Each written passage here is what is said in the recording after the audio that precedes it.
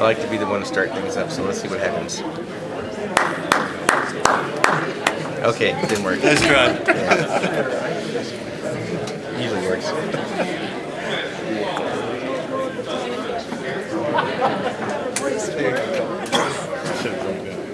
Right? I kind of looked you out there. You did.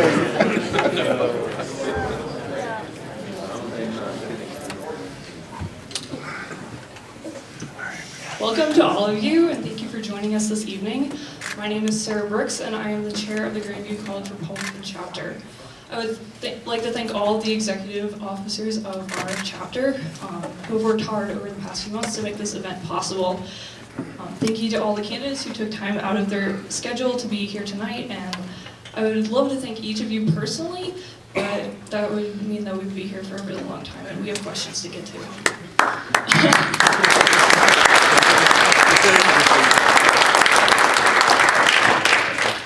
Everyone probably has opinions on different issues and are wanting answers on various topics. Hopefully the questions put forth tonight will help towards your decisions in the future. This debate can play an important role in the political process leading up to the June primary and the November election.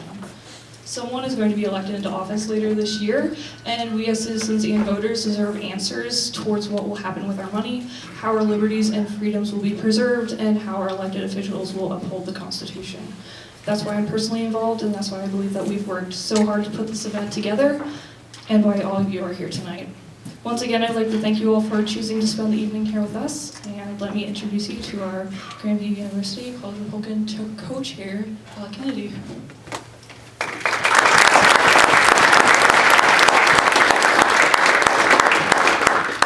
Thank you, Sarah. As Sarah said, my name is Alec Kennedy. I am the co-chair of the Grandview University College Republicans. I am just going to give a brief introduction of each of the candidates here tonight. Sam Clovis. Sam is from rural Kansas. He is a tenured professor at a private liberal arts college in northwest Iowa. He received his degree in political science and a commission as a second lieutenant and had a career with the Air Force for 25 years. Sam earned his MBA from Golden State University and studied at Georgetown University in the National Security Program. He earned his doctorate in public administration from the University of Alabama and went into higher education. Next is Scott Chavin. Scott is a native of Western Iowa. Born in Harlan, Iowa in 1974, Scott attended Carroll Quimper Catholic High School. He enlisted in the U.S. Navy in 1993 and served until his honorable discharge in 1999 so he could attend college. He is a graduate of Iowa State University, earning his BS degree in marketing. After graduation, Scott worked as a sales professional in his family business until 2006, when he started his career in the automotive industry. He has served as a sales manager for a dealership in Ames since March of 2009. Matt Whitaker. Matt is the sixth-generation Iowan and a small business owner. Matt grew up in Ankeny, Iowa, and graduated from the University of Iowa with both an MBA and a law degree. He was an academic All-American and a member of the last Hawkeye Rose Bowl football team. He worked for over 5 years on behalf of Iowans as the United States Attorney for the Southern District of Iowa. Matt prosecuted cases in important areas such as national security, immigration, income tax, and firearms. Now that the candidates have been introduced, let me go ahead and introduce Todd Nielsen, our marketing officer, and our moderator for tonight.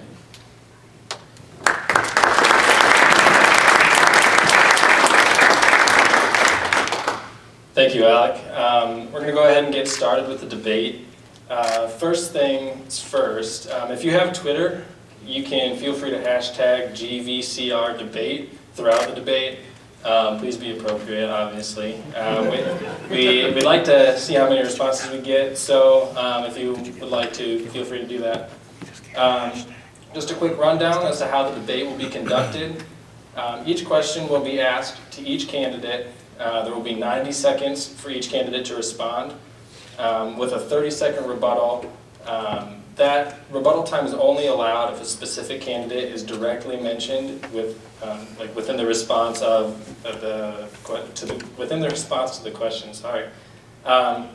We will run right to left, I guess, in alphabetical order with the first question, and then reverse the order for the next question. and then back in alphabetical order for the next question, so on and so forth. The Grandview students have put these questions together, and hopefully, with time permitting, we will have enough time for all of the questions to be asked to all of the candidates. Time will start once each candidate starts speaking. A 30-second warning will be given via a yellow sign, and each candidate stops speaking once the red sign is held up by the timekeeper, Stephanie Smith. And yeah, I think we're ready to start the questions.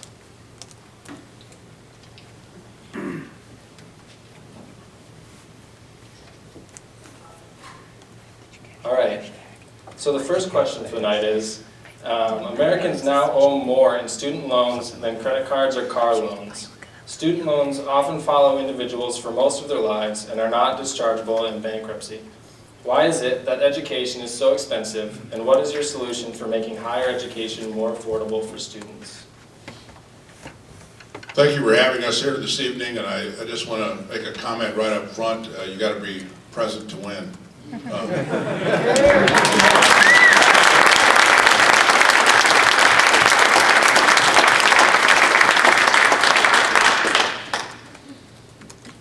Well, I'm a college professor, so I'm deeply involved in this process, and one of the things I would like to offer you is the fact that any time the United States government offers an increase in, let's say, the size of a loan that could be had, or the size of a subsidy that's there, or increases the Pell Grant, what do you think the universities and colleges do? They increase it by exactly that amount. There is no risk assigned at the college. The risk is assigned between you and the United States government. The government then pursues you to repay these loans, and every time there is a notion of a benefit offered, i.e. to increase the amount of money that you have available to you, tuitions go up by exactly that amount. I think the best thing for us to do is to get the government out of the loan business, assign risk, or assign risk at the college level so that the university or the colleges take on the risk of the loan themselves. That way they have an incentive to keep you there, they have an incentive to lower prices, and it increases competition. And I think this is exactly what we ought to be doing. Get the government out of this business altogether. Let you deal with private enterprise, or deal directly with the college and let the colleges indemnify. Thank you very much for the question.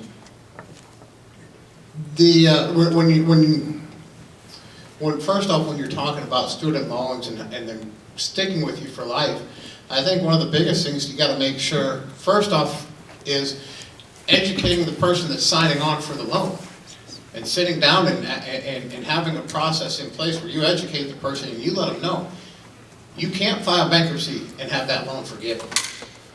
The only way to get a student loan off your credit bureau is to either pay it off, die, or have the school go out of business within 6 months. You sit down and explain that to a 19-year-old, let them know that you're not getting out of it. You're stuck with this thing until it's paid off. And so that's the first part of it. The other thing they have to do is sit down and also talk with people and ask them about the value of it. Why is college expensive? Well, what are you going to get in return? If you don't finish college, you're going to get nothing in return.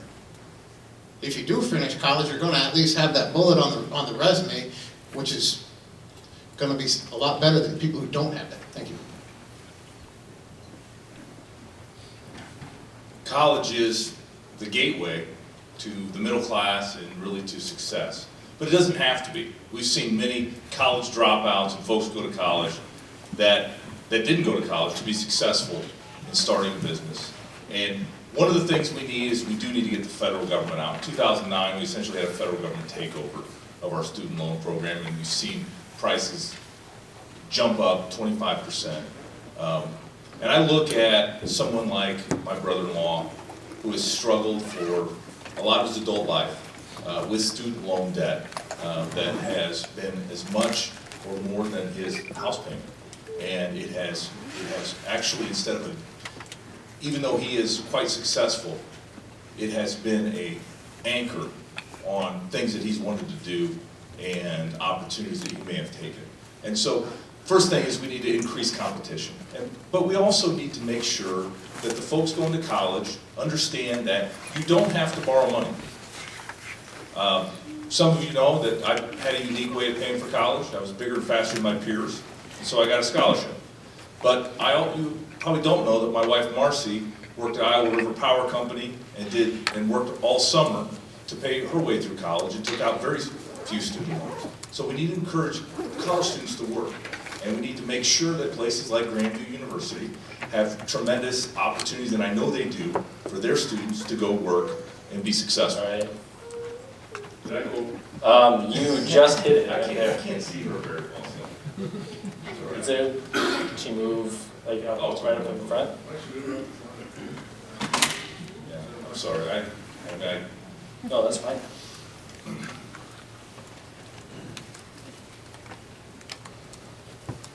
much better. Just trying to talk as long as Sam does. All right, so now for question number 2. What can we do here in Iowa to better protect life? Do you support a personhood bill? Well, we need a culture of life that encourages life, and I am 100% pro-life. I do support a personhood bill. There are several that have been out there. I don't. The personhood bill I could imagine is very similar to what Rand Paul has proposed in the United States Senate. Senator Grassley has signed on, and I see that as a really good bill. I don't want to criminalize females that find themselves in crisis, but at the same time, I do believe life begins at conception, and I do believe that the constitutional protections of life should be in place, and that could be accomplished through a bill in the United States Congress.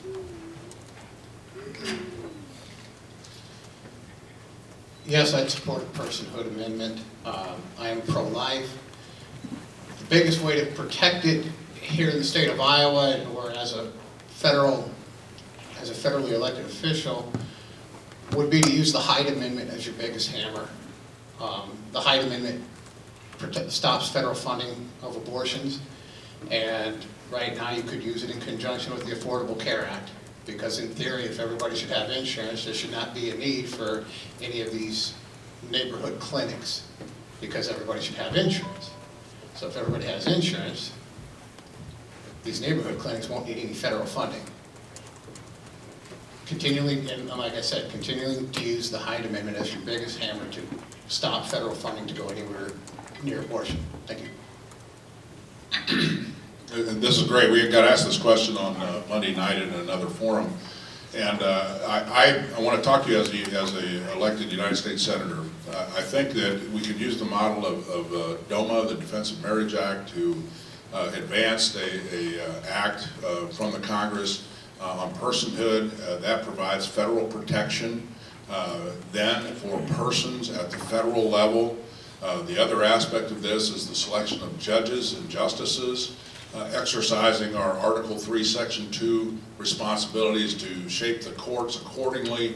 My view of a litmus test for a judge, and I do have one, is whether or not they can explain adequately natural law and natural rights. If they can't do that, they have no business sitting on the bench.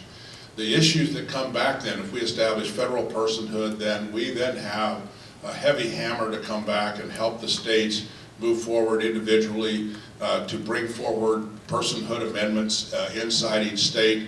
And then from when we have that capability and the personhood amendments there, then the law can be structured appropriately. Thank you. Question number 3. The Federal Reserve's role in the U.S. economy is substantial. Should the Federal Reserve be audited? Why or why not? It ought to be audited every 2 years, and the odd years, I believe that in that, the transparency of the Federal Reserve is one of the biggest problems that we have. If you all remember back to TARP, the notion was that we had $700 billion in funds authorized through the Federal Reserve to help support these major financial institutions. The truth of the matter was there were $7 trillion processed through the Fed to support this. That's egregious, that's wrong, and somebody ought to be in jail for that. But the Federal Reserve was established to help establish a national banking system and a secure financial system. I don't see that, but I will say this, that without strong fiscal policy on the part of Congress to complement the monetary policy that the Fed is required to administer, then the Fed then ends up shooting all their bolt, and that's where we are today. $62 billion being printed in money. If we had fundamental tax reform in the United States, corporations could bring that money back from overseas. There'd be no need to print the money, and we would have the ability then to expand our economy and get the growth of the economy past where it is right now, because right now what the Fed is doing is diluting money. It's like Kool-Aid. If you go out there and take a standard Kool-Aid package and you put it in 5 gallons of water, it doesn't look like Kool-Aid, doesn't taste like Kool-Aid, it's not Kool-Aid. And that's what's happening with our Fed Reserve. I may be wrong, but the way I understand it, the Federal Reserve is already audited. Their balance sheets are published annually, and they're put online weekly, the way I understand it. The way I understand it, what people are asking for is an audit of the decision-making process of those that are currently in the Federal Reserve. And you have to understand the Federal Reserve was set up to be a nonpartisan agency. So then you have to ask yourself, do you really want to have, let's just hypothetically say, accidentally, nobody on this stage becomes your next United States Senator. Do you want to have someone, to use their verbiage, someone who is not an accountant, is not an economist, doesn't have an advanced degree in economy, asking economists why they made a decision the way they did regarding fiscal policy? The whole purpose of the Federal Reserve, the biggest point of the Federal Reserve is to dictate dictate monetary policy for low unemployment. And to audit people's decision-making process is something I wouldn't want to get into. Yes, we should audit the Fed, but what we really need to do is this Federal Reserve centralized banking experiment has failed. And we need to get real value behind our dollar. Something, whether it's a gold standard or a gold collar or a commodities basket, something of real value to back the United States dollar. The Federal Reserve has a dual mandate, low inflation and full employment, which I would, I would like to get rid of the Federal Reserve, audit it at a minimum. But I would also like to get rid of the dual mandate. I think they should, if they're going to manage our nation's economy at all, and I don't think a central bank can really do that, because I believe in entrepreneurship and innovation, and that actually can't be managed from a central location. But that being said, I would like to see an individual, a single mandate, and that being inflation only. We've been in this extraordinary measures of quantitative easing and $55 billion a month, and it was up to as high as 85, and I'm not sure we really know, but we are right now defying gravity in our central bank. We all know how this story ends, and I think some in the room are like me, a little surprised as to how we can continue to have low inflation as we continue to pump this balloon full of air.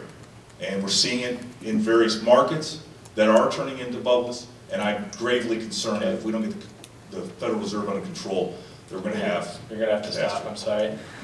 It's my turn again, so I'll keep talking. It is. I'll just go shorter, see if it's all going to average out. All right, well, question number 4 then. Do you believe that states have the right to nullify unconstitutional laws?